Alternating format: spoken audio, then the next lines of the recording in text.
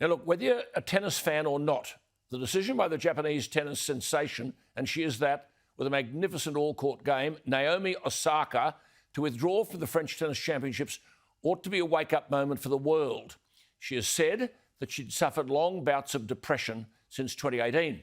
She's an introverted young lady. She's shy. She gets huge waves of anxiety before she speaks to the world's media.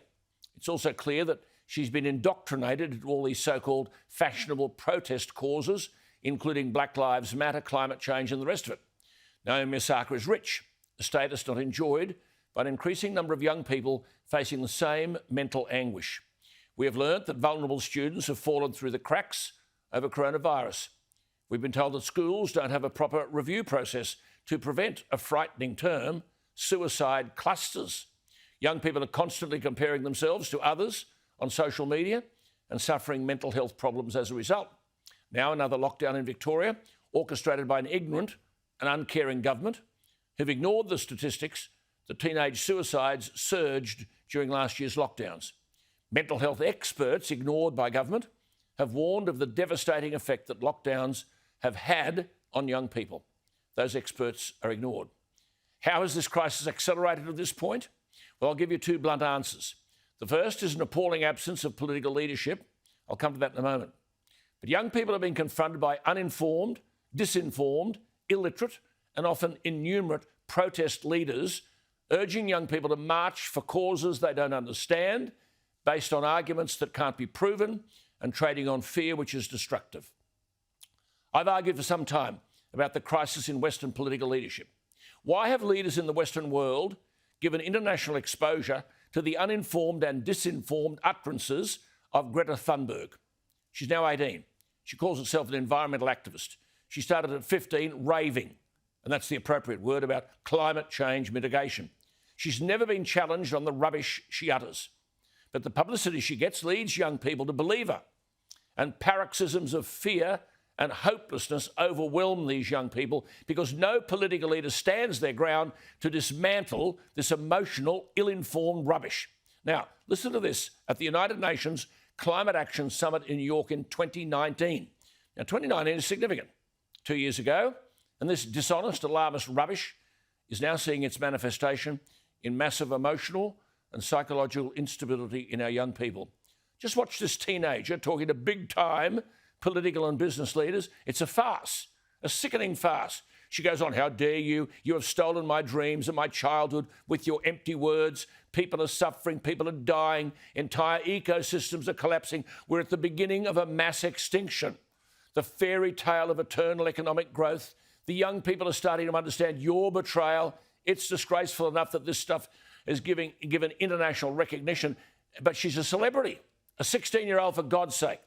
What's worse is that political leaders have given this rubbish a forum in which it's belched out to the rest of the world unchallenged.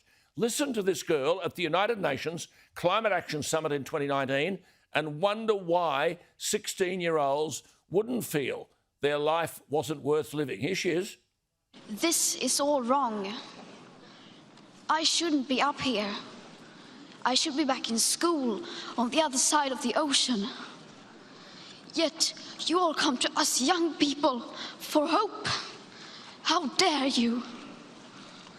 You have stolen my dreams and my childhood with your empty words, and yet I'm one of the lucky ones. People are suffering. People are dying. Entire ecosystems are collapsing. We are in the beginning of a mass extinction, and all you can talk about is money and fairy tales of eternal economic growth. How dare you? Can you believe that? Following that outburst, I delivered a response on this television station. Only recently has it been unearthed again. I understand it's gone viral on social media. I hope so, because someone's got to stand up to this stuff before more damage is done and more lives are lost. This is what I said then. To all the school kids going on strike for climate change, you're the first generation who've required air conditioning in every classroom. You want TV in every room, and your classes are all computerised. You spend all day and night on electronic devices. More than ever, you don't walk or ride bikes to school, but you arrive in caravans of private cars that choke suburban roads and worsen rush hour traffic. You're the biggest consumers of manufactured goods ever and update perfectly good, expensive luxury items to stay trendy. Your entertainment comes from electric devices. Furthermore, the people driving your protests are the same people who insist on artificially inflating the population growth through immigration, which increases the need for energy, manufacturing and transport. The more people we have, the more forest and bushland we clear, the more of the environment that's destroyed. How about this? Tell your teachers to switch off the aircon, walk or ride to school, switch off your devices and read a book, make a sandwich instead of buying manufactured fast food. No, none of this will happen because, the piece says, you're selfish, badly educated, virtue-signalling little turds inspired by the adults around you who crave a feeling of having a noble cause while they indulge themselves in Western luxury and unprecedented quality of life. The piece ends by saying, wake up, grow up and shut up. Well, Naomi Osaka is but the latest victim of mental illness and indoctrination into the mass protest movements based on untruths. We're damaging our young people with dishonesty. Consider this, there were 89 suicide attempts on school grounds across New South Wales in 2019, 215 incidents of self-harm, 196 reports of students with suicidal intentions, and many experts are saying this is the tip of the iceberg and the problem won't go away. There are so many factors at work here. Social media, which can say whatever it likes about any other person. Kids live off this stuff and are made to feel unworthy. Thunberg's telling them they've got no hope. People are suffering, people are dying, entire ecosystems are collapsing. We're at the beginning of a mass extinction, so she whines. It's disgraceful that this goes unchallenged by people who call themselves leaders.